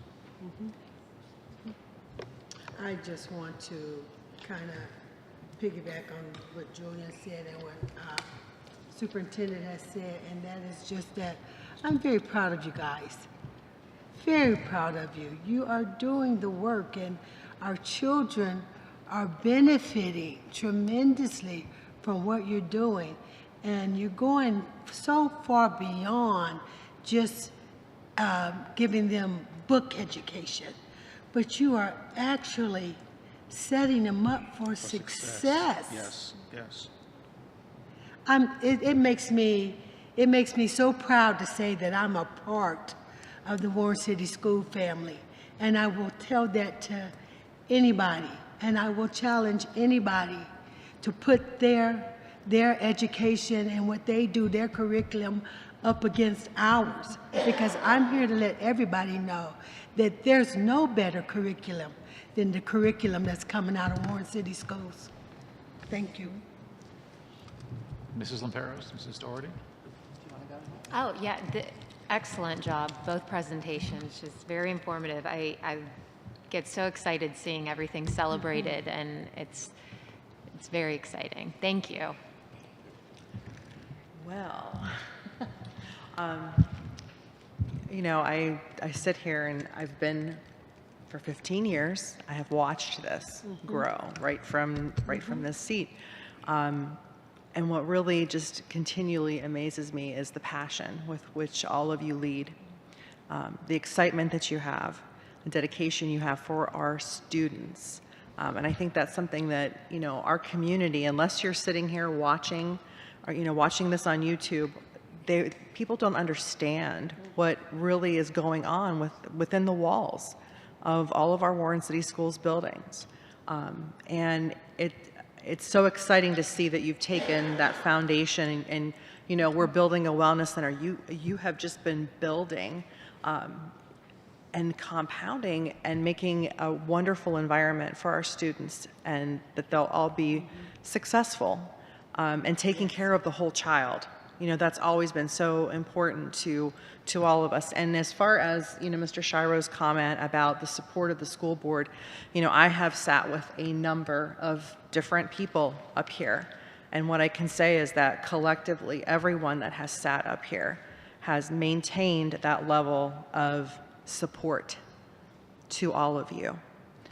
So, you know, just thank you so much. I'm so excited. I can't wait, you know, to see what next year brings after, you know, we build upon this, and then the year after that and after that. So kudos to all of you. They've all said it so much better than I, but I'm going to be very specific. Two of my neighbors have brought their children to Harding specifically under adverse circumstances. And the children are so happy here. They were so well integrated by guidance and by the administrative team, in particular, Ms. Sanfrey. I'm not even going to try you listening. You know, they're no longer coming home from school crying. And I mean, that's what all of this goes down to. It goes down to the individual child and that great social and emotional success, where there just seems to be something for everyone here. They need to participate, and we need to make the contact with them to get them to do that. So obviously, we're all very grateful. Thank you. And that concludes the superintendent's report for this evening. Wonderful. Great job. Thank you. Great job. Thank you. Board of Education committee reports. Athletics.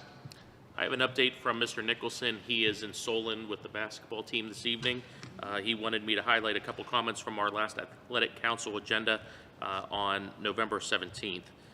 Mr. Nicholson wanted me to communicate that there's going to be a football recognition tomorrow at 5:30 here in the Warren G. Harding Cafetorium. If you're able to make it and stop in, please feel welcome to do so. If not, WSCN will be recording it and playing it and airing it for another date. Also, winter sports update: swimming, bowling, girls and boys basketball all begin play this week, and they're up and running. Mr. Caputo, girls played last evening. How'd they fare?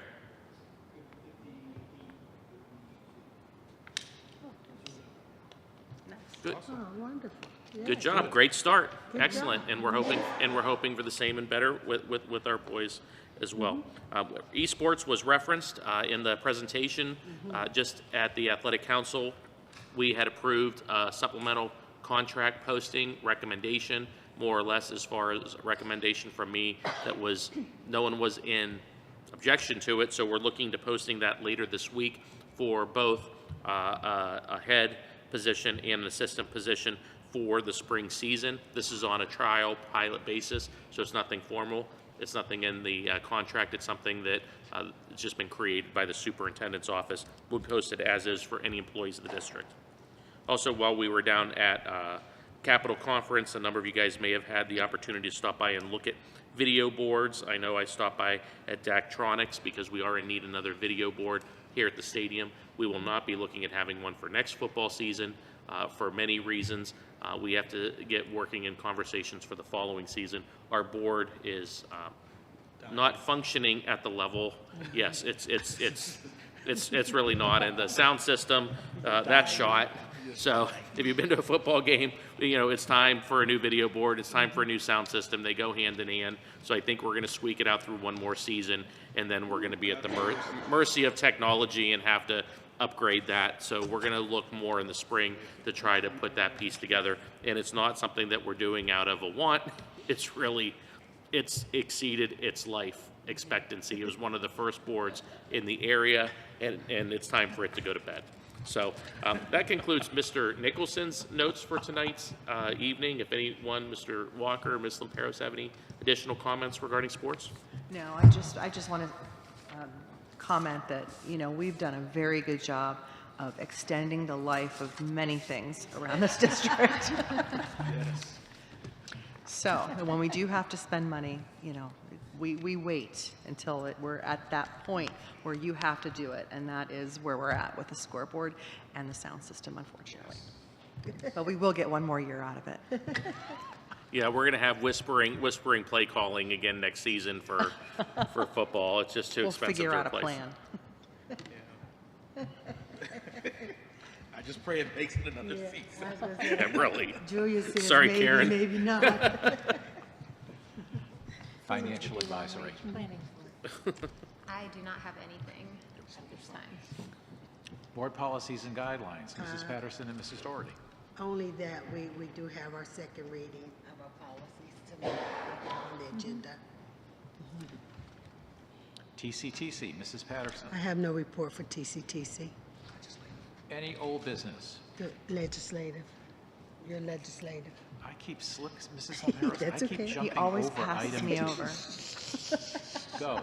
I know But it's there's okay, some. I don't have anything. Other than the fact that I did go to the delegate meeting, Mr. Caputo, you were there at Capitol Conference. Julian? No, not at this time.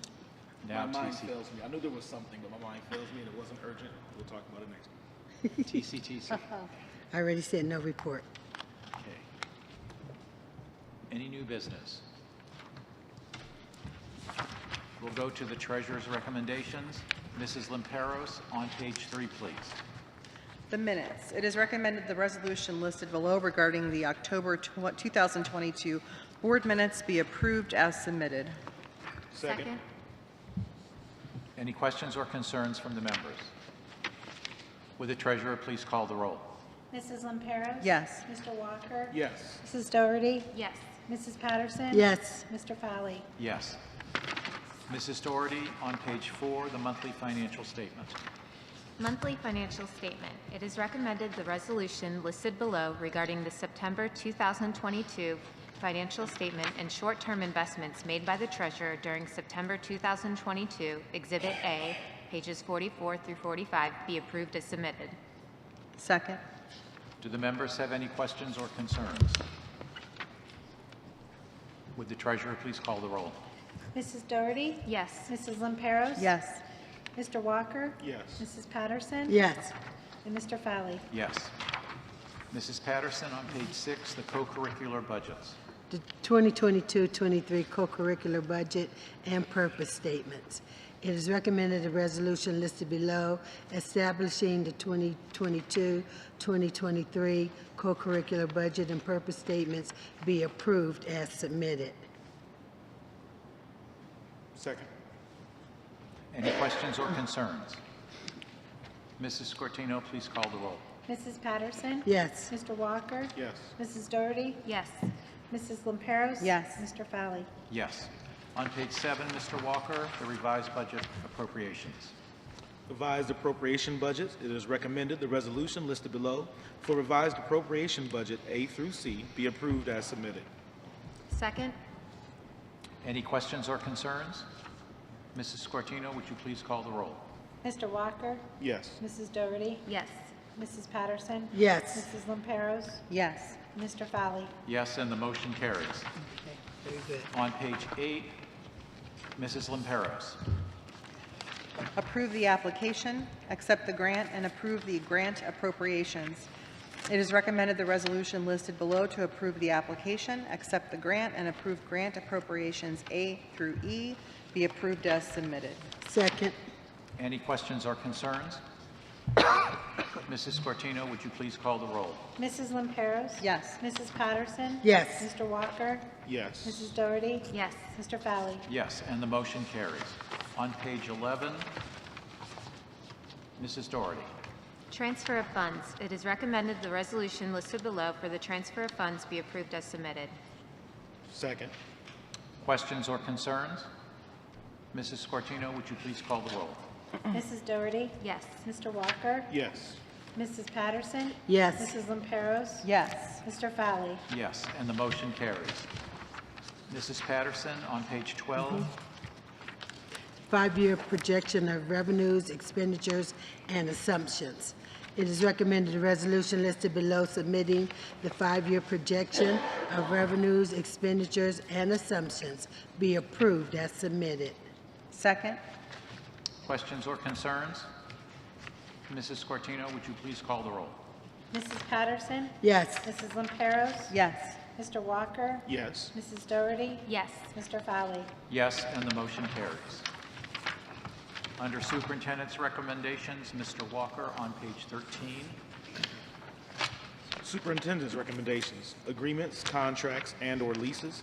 It is recommended the resolution listed below entering into agreements, contracts, and/or leases A through C be approved as submitted. Second. Questions or concerns? Mrs. Scortino, would you please call the roll? Mr. Walker? Yes. Mrs. Patterson? Yes. Mrs. Lamperos? Yes. Mrs. Doherty? Yes. Mr. Fowley? Yes, and the motion carries. On page 15, Mrs. Lamperos. 2023-24 school calendar for teachers and students. It is recommended the resolution listed below for the 2023-24 school year calendar for teachers and students be approved as submitted. Second. Any questions or concerns? Mrs. Scortino, would you please call the roll? Mrs. Lamperos? Yes. Mrs. Doherty? Yes. Mrs. Patterson? Yes. Mr. Walker? Yes. Mr. Fowley? Yes, and the motion carries. Mrs. Doherty on page 16. Authorization to purchase from school bus bids received by Ohio School Council. It is recommended the resolution listed below regarding the purchase from school bus bids received by Ohio Schools Council be approved as submitted. Second. Any questions or concerns? Mrs. Scortino, would you please call the roll? Mrs. Doherty? Yes. Mrs. Lamperos? Yes. Mrs. Patterson? Yes. Mr. Walker? Yes. Mr. Fowley? Yes, and the motion carries. Mrs. Patterson on page 17. Revised salary tables J, K, L, and M, classified salary table schedules. It is recommended the resolution listed below adopting changes to salary tables J, K, L, and M, classified salary table schedules, be approved as submitted with changes as recommended. Second. Any questions or concerns? Mrs. Scortino, would you please call the roll? Mrs. Patterson? Yes. Mrs. Doherty? Yes. Mrs. Lamperos? Yes. Mr. Walker? Yes. Mr. Fowley? Yes, and the motion carries. Mr. Walker on page 18. Do I need to read anything extra in this? No? Okay. Board policy, second reading. It is recommended the resolution listed below regarding the adoption of board policies, second reading, be approved as submitted. Second. Any questions or concerns? Mrs. Scortino, would you please call the roll? Mr. Walker? Yes. Mrs. Patterson? Yes. Mrs. Lamperos? Yes. Mrs. Doherty? Yes. Mr. Fowley? Yes, and the motion carries. Mrs. Lamperos, on page 21. Graded course of study adoption. It is recommended the resolution listed below regarding the graded courses of study adoption be approved as submitted. Second? Questions or concerns? Mrs. Scortino, I would do you have a please question. call the roll? He has a question. Oh, one of the presentation ones that was just approved is on the next meeting. They didn't. It's a pilot, so Oh. it's not going to be coming forth for approval. Oh, okay, gotcha. It's a pilot program for which we applied to, which obviously we would like to have and sustain, Okay. but at this time, Okay. it's not going to Okay. be on the agenda. I was just curious. Okay. Yep. Good question. Sorry. Go ahead. Questions or concerns? We've had them. Mrs. Scortino, would you please call the roll? Mrs. Lamperos? Yes. Mrs. Doherty? Yes. Mrs. Patterson? Yes. Mr. Walker? Yes. Mr. Fowley? Yes, and the motion carries. Yay. Mrs. Doherty, I guess we are now on page 21. Recommendation of the CMR to accept bids for its construction project. It is recommended the resolution listed below regarding approving the recommendation of the CMR to accept the bids for its construction project be approved as submitted. Second. Questions or concerns? Mrs. Scortino, would you please call the roll? Mrs. Doherty? Yes. Mrs. Lamperos? Yes. Mrs. Patterson? Yes. Mr. Walker? Yes. Mr. Fowley? Yes, and the motion carries. On page 23, Mrs. Patterson. Tuition reimbursement. It is recommended the resolution listed below for tuition reimbursement be approved as submitted. Second. Questions or concerns? Mrs. Scortino, would you please call the roll? Mrs. Patterson? Yes. Mr. Walker? Yes. Mrs. Lamperos? Yes. Mrs. Doherty? Yes. Mr. Fowley? Yes, and the motion carries. Mrs. Lamperos on page 24. Acceptance of gifts. It is recommended the resolution listed below regarding acceptance of gifts be approved as submitted. We want to thank Believers Christian Fellowship for 300 book bags and supplies, estimated value $1,500. Friendship Baptist Church for personal care items to the Willard School PK through 8, estimated value $700. For the Heavenly Creamery, for their donation to Warren G. Harding ice cream scooping services, estimated value $365. To the Nick Frankos Memorial Scholarship for the Warren City Schools donation of 250 turkeys, estimated value $4,000. St. Mark Lutheran Church, Jefferson PK through 8 school clothing donation, estimated value $450. And for St. Demetrius Church, for their donation to Jefferson School, clothing value estimated $200. And Thompson Mechanical for their donation to the Warren City Schools 6th grade science STEAM tables. I think it meant STEAM, not stream. Maybe a stream. Estimated value $250. Second. Questions or concerns? As always, we thank our donors, and it's Yes. remarkable that at every board meeting, there's such a long list. Yes. Mrs. Scortino, would you please call the roll?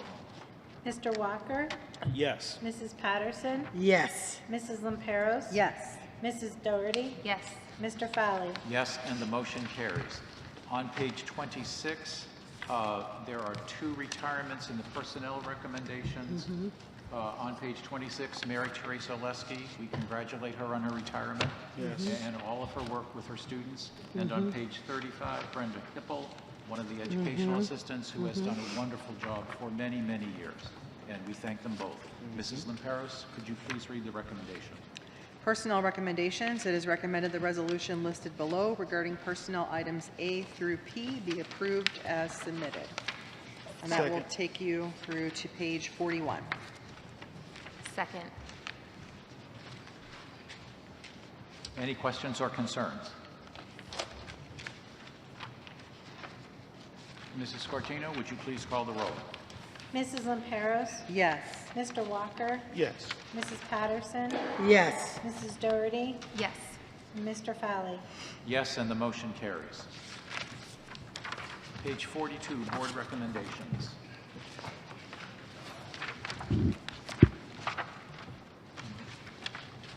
Mr. Shiro, is there any public participation registered this evening? There's none for this evening. Okay, thank you. Mrs. Doherty? Yeah, if I just could have a few moments. So earlier this year, my husband accepted a job with a pretty significant commute. We've been making it work, but we've decided that it would be best for us to relocate.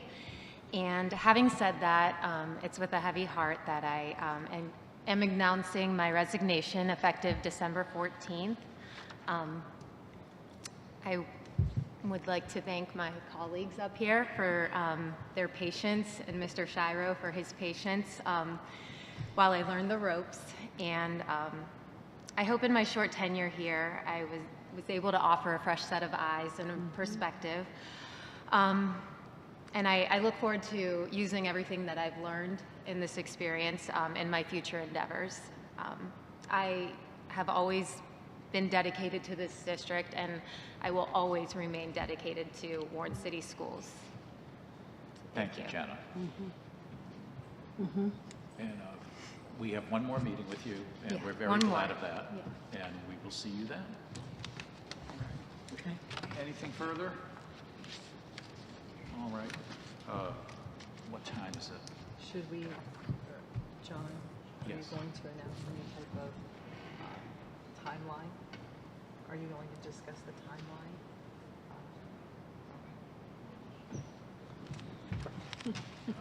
Other than, the website will be open tomorrow for applications for Board of Education. It will be open for Yes, tomorrow morning, we will be putting on our website the opportunity for interested individuals for Mrs. Doherty's seat to make application. That will be on the website for 7 days. It'll be live until 4 p.m. on Tuesday, December 6th. Thank you. And so that is already prepared and will go live tomorrow morning. Thank you very much, Mr. Shiro. Thank you. May I have a motion to adjourn? So moved. Second? Questions or concerns? Mrs. Scortino? Mr. Walker? Yes. Mrs. Doherty? Yes. Mrs. Lamperos? Yes. Mrs. Patterson? Yes. Mr. Fowley? Yes, the motion carries, and we are adjourned at 8:04. Thank you all.